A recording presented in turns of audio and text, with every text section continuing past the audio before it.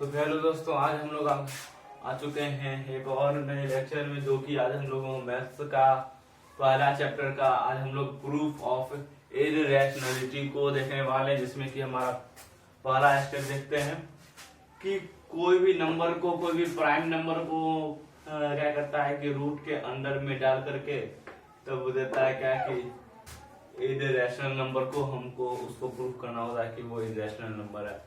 तो वो कैसे करते हैं ये चीज पहले देखते हैं। ओके, देखिए अब इसको समझने से पहले ये चीज समझना होगा, ठीक है, कि ये चीज समझना होगा कि अगर कोई प्राइम नंबर, अगर कोई प्राइम नंबर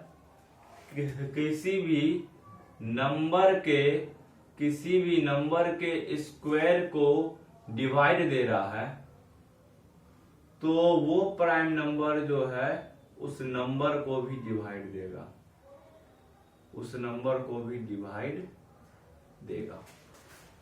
कहने का मतलब क्या कि मान लीजिए कि 10 का स्क्वायर है, क्या होता है 100 होता है, ठीक है।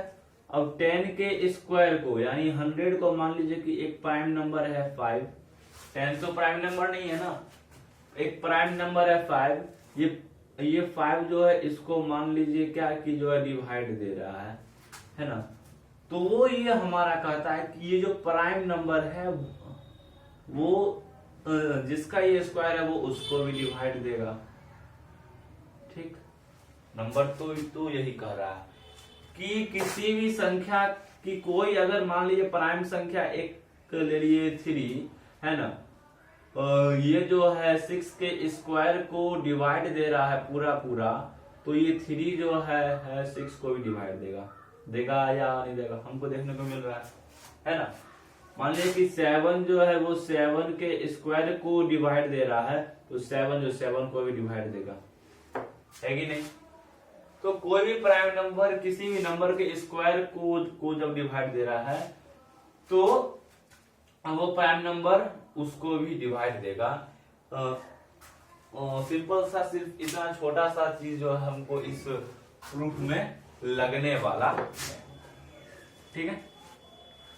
चलिए स्टार्ट करते हैं। सबसे पहले इसको प्रूफ कैसे करेंगे, तो इसको प्रूफ कुछ इस तरीके से करेंगे कि पहले मान लेंगे क्या कि √2 एक रैशनल नंबर है। Let √2 is a rational number. मान लिए कि क्या है √2 एक रैशनल नंबर है। अब जब ये √2 क्या होगा, जब ये √2 एक रैशनल नंबर है तो हम जो है √2 को p/q के फॉर्म में रिप्रेजेंट कर सकते हैं, वेयर जहां पर p एंड q क्या है, कोप्राइम्स है। P and Q are coprime, कि P और Q क्या है, कोप्राइम है ना। P और Q क्या है, कोप्राइम है। कोप्राइम कहने का मतलब क्या है, कोप्राइम कहने का मतलब है कि उनका HCF कितना होगा, 1 होगा। जैसे एग्जांपल ले तो 3 और 5, इसका जब आप HCF करोगे तो ये क्या आएगा, 1 आएगा। HCF 1 आया, इसका मतलब ये जो पेयर है नंबर्स का ये क्या है, कोप्राइम है। ये क्या है, कोप्राइम है। अच्छा, HCF 1 कहने का मतलब वो क्या कह रहे हो, HCF 1 कहने का मतलब ये कह रहे हैं कि इनमें जो कॉमन फैक्टर होगा ना, इनमें जो कॉमन फैक्टर होगा ना वो सिर्फ और सिर्फ 1 होगा, 1 के अलावा कोई नहीं होगा। कॉमन फैक्टर मतलब क्या कि वैसा नंबर जो 3 को भी डिवाइड कर दे, 1 को भी, 5 को भी डिवाइड कर दे, है ना, तो सिर्फ वो सिर्फ अकेला 1 ही होगा, ठीक है। चलिए अब यहां पर आ गए हैं इस पोजीशन में, ठीक। अब हम क्या करेंगे, स्क्वायर कर देंगे, स्क्वायरिंग बोथ साइड,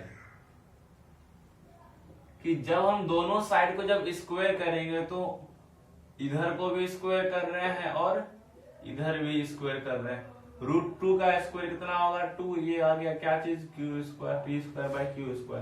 तो इसको लिख रहे हैं 2q² = p²। तो p² = p²/2। तो अब यहाँ पर हमको देखने को मिल रहा है, यहाँ पर देखने को मिल रहा है सिंस 2 डिवाइड्स, कि 2 डिवाइड कर रहा है किसको, पी स्क्वायर को, तो 2 जो है वो किसको को डिवाइड करेगा, देन 2 मस्ट डिवाइड पी, तो 2 जो है क्या करेगा कि पी को भी डिवाइड करेगा। अच्छा हम लोग इसको क्वेश्चन नंबर 1 ले रहे हैं, ठीक है। तो हम बोले कि अच्छा अब यहाँ पर क्या हो गया कि जो है हम पी 2 से डिवाइड हो गया, मान लेते हैं कि इसको जब डिवाइड किए तो हमको आया सी, ये हमने एज्यूम कर लिया, मान लिया, ठीक। तो मान लेते हैं तो यहाँ पर से p बराबर क्या आ गया 2c आ गया, p बराबर क्या आ गया 2c आ गया, है ना। सिंपल सा तरीका, p इक्वल टू क्या आ गया है 2c आ गया है। अब देखिए क्या करना है, अब हम इसको पुट करेंगे, putting p equal to 2c in equation 1, कि जब हम इसको इक्वेशन नंबर 1 में जब रख रहे हैं, p इक्वल टू 2c को जब हम इक्वेशन नंबर 1 में रख रहे हैं तो हमको क्या मिल रहा है, यहाँ पर 2q² इक्वल टू p² है, तो 2q² इक्वल टू p का वैल्यू कितना आया 2c का यहाँ पर स्क्वायर कर देंगे, 2c का यहाँ पर स्क्वायर कर देंगे, तो 2q² इक्वल टू 4c², 2 को 2 से कैंसिल कर दिए, q² इक्वल टू 2c², यहाँ से क्या आ गया q²/2, सी इसको को छोड़िए, और यहाँ पर देखिए फिर सेम कंडीशन आ गया यहाँ पर, है ना।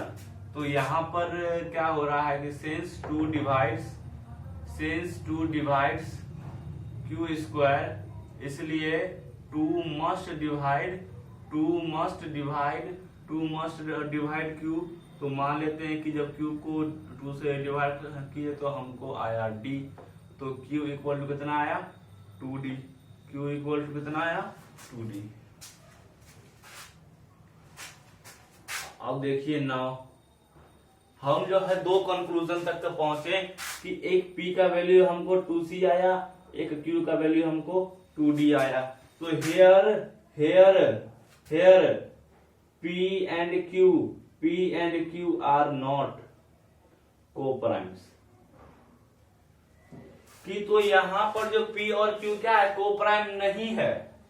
क्यों नहीं है since p and q have another common factor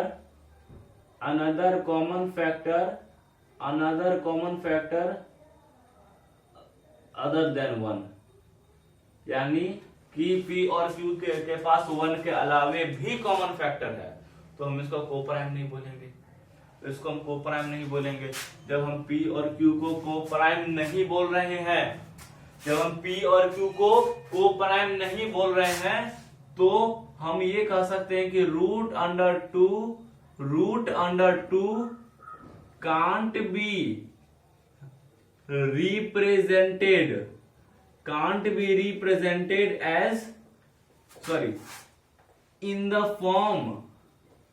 in the form of p upon q। तो यहां से हमको क्या पता चल रहा कि 2 को तो हम ऐसे में जो नहीं लिख सकते हैं, तो हेयर, तो यहां पर क्या हो गया, तो this contradicts the fact that root 2 is a rational number। क्यों भाई कहे, मतलब this contradicts the fact that root 2 एक रैशनल नंबर, तो यहाँ से तो हमको पता चल रहा है क्या कि रूट 2 एक रैशनल नंबर है ही नहीं है ना। हमने जो यहाँ पर जो फैक्ट लिया था कि रूट 2 एक रैशनल नंबर है, यहाँ से हमको पता चल रहा है कि रूट 2 एक रैशनल नंबर तो हो ही नहीं सकता। क्यों? क्योंकि हम रूट 2 को p/2 के फॉर्म में रिप्रेजेंट ही नहीं कर पा रहे। जब इसको रिप्रेजेंट नहीं कर पा रहे तो p तो रूट अंडर 2 में रैशनल नंबर होगा ही नहीं, और जब भी वो रूट 2 एक रैशनल नंबर नहीं होगा तब हमको पता चल रहा है कि root 2 is an irrational number.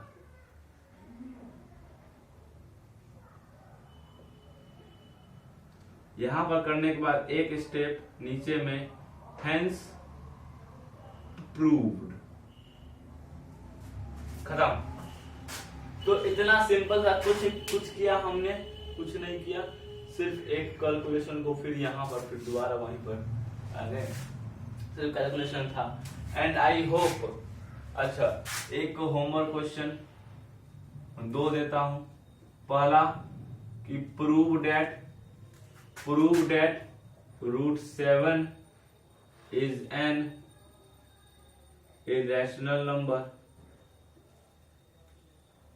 irrational number। दूसरा prove that √6 is an irrational number।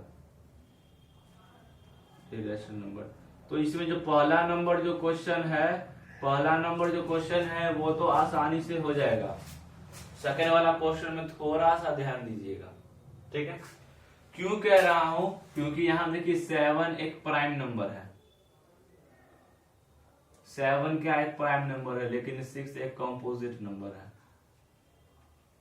और मैंने क्या बताया था कि अगर कोई नंबर के स्क्वायर को, है ना, कोई नंबर के स्क्वायर को अगर कोई प्राइम नंबर डिवाइड करेगा तो उस नंबर को प्राइम नंबर ही डिवाइड करेगा, कोई कंपोजिट नंबर नहीं करेगा, ठीक है। तो देखिएगा इसको एक बार क्वेश्चन को।